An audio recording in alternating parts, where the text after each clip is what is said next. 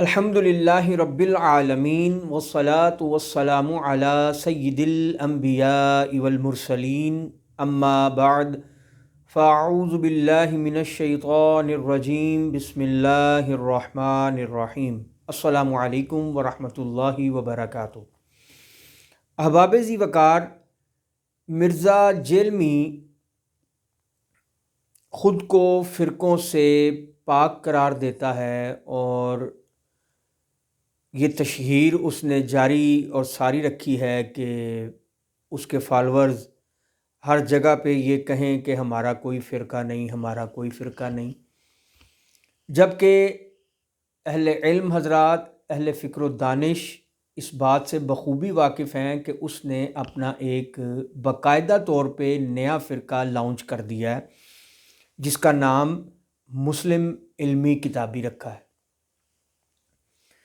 اب باقاعدہ طور پہ وہ اپنے اس فرقے کا نام نہیں لیتے، تشہیر یہی کر رہے ہیں کہ ہمارا کوئی فرقہ نہیں، جبکہ حقیقت یہ ہے کہ ایک تو اس نے اپنی ویب سائٹ اور چینلز وغیرہ کے نام بھی اس نے اہل سنت پاک .com رکھا ہوا ہے۔ اگر اہل سنت و جماعت کوئی شے نہیں، اس کی کوئی حقیقت نہیں، تو پھر اس نام کو اپنے ساتھ اٹیچ کرنا اس کی کیا وجہ؟ دوسری بات یہ ہے کہ اگر یہ خود کو اہل سنت و جماعت کہتا ہے تو اس کے پاس ایسی تمام باتوں میں جو یہ کرتا ہے، ایسی کون سی بات ہے جس کا تعلق اہل سنت و جماعت سے ہے؟ کیونکہ اگر یہ خود کو اہل سنت و جماعت کہتا ہے یا لکھتا ہے تو اس کی تمام باتیں وہ ہونی چاہیے جو 14 صدیوں کے اجماع سے مسلک حق اہل سنت و جماعت کی ہی بولی بول رہی ہوں، اجماع امت کی بات کر رہی ہوں۔ اب یہ دھوکہ دینے کی اس کے فالورز کوشش کرتے ہیں کہ دیکھو یار، اگر آدم علیہ السلام کی کوئی قرآن سے لغزش بیان کرے تو کیا اسے یہ کہا جائے گا دیکھو جی اس نے حضرت آدم علیہ السلام کی گستاخی کر دی، یہ تو حضرت آدم علیہ السلام کا گستاخ ہے؟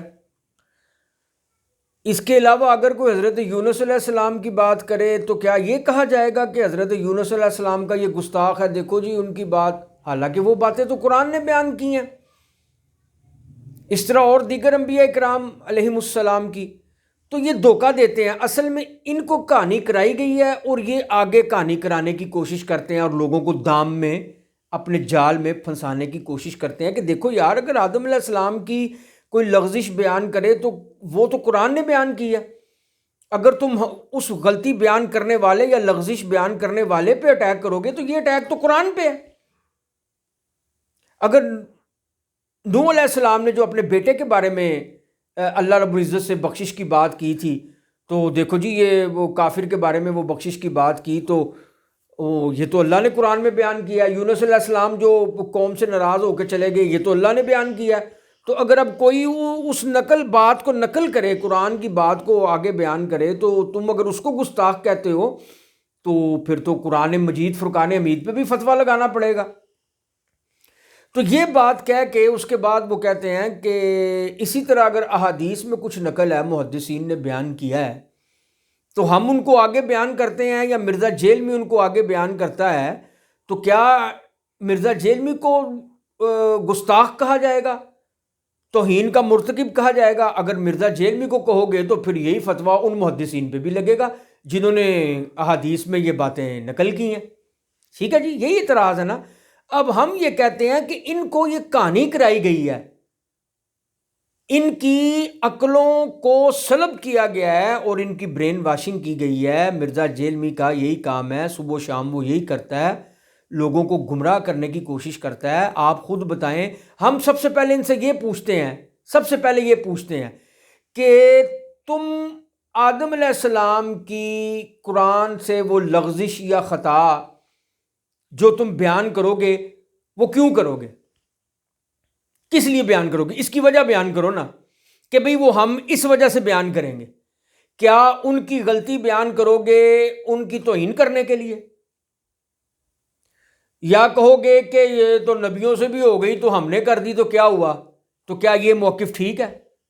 پھر جب تم قرآن سے حضرت آدم علیہ السلام کی یا حضرت یونس علیہ السلام کی، یہ بات قابل توجہ ہے، جب حضرت آدم علیہ السلام کی یا حضرت نوح علیہ السلام کی کوئی بات کوٹ کرو گے تو اس کے بعد کیا یہ کہو گے استغفر اللہ توبہ؟ یہ دیکھیں جی، یہ دیکھیں آدم علیہ السلام نے کیا کیا، دیکھیں یہ تو سری حکم عدولی کی اللہ کی، توبہ توبہ توبہ، یہ دیکھیں تو صحیح یار، یہ ہم نہیں کہہ رہے، یہ قرآن کہہ رہا ہے، قرآن آدم علیہ السلام کی لغزش کا ذکر کر رہا ہے۔ دیکھیں آدم علیہ السلام نے کیا کیا، اللہ کا واضح حکم موجود تھا، پھر دانا کھا لیا، یہ ہے مینٹیلٹی۔ یہ دیکھیں ذرا آدم علیہ السلام نے کیا کیا۔ کیا آپ ایسا بیان کریں گے؟ یا کبھی مرزا جیلمی نے ایسا بیان کیا؟ نہیں کیا۔ تو جب احادیث جو محدثین نے کوٹ کی ہیں یا بیان کی ہیں یا نقل کی ہیں یا درج کی ہیں، ان پہ بات کرتے ہوئے کیوں کہتے لو جی یہ دیکھ لو، یہ دیکھو، یہ تو حدیثوں میں لکھا ہوا ہے، ہم کیا کہہ رہے ہیں، ان پہ فتوے لگاؤ۔ حالانکہ محدثین نے اپنی کتابوں میں وہ احادیث درج کر کے ان پہ وہ ہرزہ سرائی نہیں کی جو تم کرتے ہو۔ کسی ایک محدث نے دکھاؤ کہ کسی ایک محدث نے بھی کسی صحابی کی لغزش کو درج کر کے اس پہ وہ استغفر اللہ، دیکھو جی یہ کیا کر دیا، ہوئے ہوئے ہوئے ہوئے، دیکھو جی واضح حکم، کسی ایک محدث نے بھی۔ اگر کسی کو جرت نہیں ہوئی تو کیا اللہ رب العزت نے 14 صدیوں میں کوئی ایک بھی جرت مند پیدا نہیں کیا؟ اور 14 صدیاں جو اللہ رب العزت نے 14 صدیوں کو بانجھ رکھا کہ نہ کوئی جرت مند پیدا ہوا، نہ کوئی غیرت مند پیدا ہوا، نہ کوئی اہل علم پیدا ہوا، نہ کوئی حق بات ببانگ دہل کرنے والا پیدا ہوا۔ 14 صدیاں اللہ نے پوری امت کو بانجھ رکھا، اور آخر آدھی صدی گزر جانے کے بعد اللہ رب العزت نے ایک مرزا جیلمی کو 14ویں صدی آدھی گزر جانے کے بعد پیدا کر دیا کہ لے بھئی ساری صدیاں تو میں نے لوگوں کو بے عقل، بے وقوف اور بانجھ رکھا، نہ محدثین بات کرنے کے قابل تھے، نہ وہ حق بات کرنے کے قابل تھے، تو اب میں نے تجھے پیدا کیا، لے تو اب کھل کے حق بیان کر۔ یہ اس کی ہرزہ سرائی ہے، اور یہ اس کی کہانی ہے۔ اس نے اپنی عوام کو ٹرک کی بتی کے پیچھے لگایا ہوا ہے کہ جی دیکھو جی یہ تو قرآن نے بھی بیان کیا۔ قرآن نے بیان کر کے توہین نہیں کی آدم علیہ السلام کی، قرآن نے آدم علیہ السلام کی لغزش بیان کر کے اس پہ چیزے نہیں لیے، اس پہ چسکے نہیں لیے، اور تم تو چسکے لیتے ہو احادیث بیان کر کے۔ یعنی جو جرت 14 صدیوں کے محدثین کو نہیں ہوئی، بعد والوں نے بھی وہ حدیثیں پڑھی ہیں، تمام امت نے پڑھی ہیں، کسی کو اتنی توفیق نہیں ہوئی کہ وہ سیدنا معاویہ رضی اللہ تعالیٰ عنہ ہو، یا سیدنا عمرو بن عاص رضی اللہ تعالیٰ عنہ، یا حضرت ابو موسیٰ اشعری، یا حضرت مغیرہ بن شعبہ، کسی ایک کی بھی شان و شرافت کے خلاف کو بات کرے، اور تم وہی سہارا لیتے ہو۔ جی یونس علیہ السلام کی بھی کی، تو یونس علیہ السلام کی بات کر کے اللہ نے کب ان کا چیزہ لیا، یا کب اللہ رب العزت نے ان پہ تان کیا، یا کب اللہ رب العزت نے کہا کہ یہ دیکھ لو ان کی مٹیلٹی دیکھ لو؟ نہیں کیا نا۔ تو تم ہمیں لگتے ہو کہ تم احادیث میں سے اپنا کچا چٹھا کہو کہ جی یہ میں نے کچا چٹھا نکالا ہے۔ نبی کریم صلی اللہ علیہ وسلم کسی نے کچھ نہیں چھپایا، محدثین نے کچھ نہیں چھپایا، چھپایا ہوتا تو لکھتے کیوں؟ کچھ نہیں چھپایا۔ ہاں حضور صلی اللہ تعالیٰ علیہ وسلم نے جو یہ فرمایا نا کہ لوگوں کی عقلوں کے مطابق بات کرو، تو جو بندہ جس عقل کا جس درجے کا ہوگا اس کے سامنے اتنی بات کی جائے گی، زیادہ بات کریں گے وہ تو اشکالات میں مبتلا ہو جائے گا، اور جو ان باتوں کو سمجھنے کے قابل ہوتے ہیں ان کو ساری احادیث پڑھائی جاتی ہیں، کتابیں ساری پڑھائی جاتی ہیں، سارا کچھ ان کے سامنے کھول کے رکھا جاتا ہے۔ ایویں عالم محدث شیخ الحدیث ایویں بن جاتے ہیں، وہ سب کچھ پڑھتے ہیں، لیکن لوگوں کی عقلوں اور فہم و فراست کے مطابق بات کی جاتی ہے۔ اور میں تو یہ کہہ چکا ہوں، پہلے بھی ایک دفعہ میں نے کہا تھا کہ اگر حضرت امیر معاویہ رضی اللہ تعالیٰ، اور یہ میں اس کے ایک فالوور حماد چیمہ کی بات کا جواب دینے لگا ہوں، اس نے یہی لفظ محترم جناب سرمایہ اہل سنت مفتی علی نواز صاحب کے بارے میں اس نے یہ ہرزہ سرائی کی تھی، یہ میں اس کا اسی کے انداز میں جواب دینے لگا ہوں۔ اس نے کہا تھا کہ مرزا سے اتنی چڑ رکھتے ہیں کہ اگر مرزا کہہ دے نا کہ علی نواز صاحب کا ایک باپ ہے تو علی نواز صاحب کہیں گے کہ نہیں نہیں نہیں نہیں، یہ مرزا نے کہہ دیا، مجھے تو اس سے بڑا بغض ہے، نہیں میرے ہزاروں باپ ہیں۔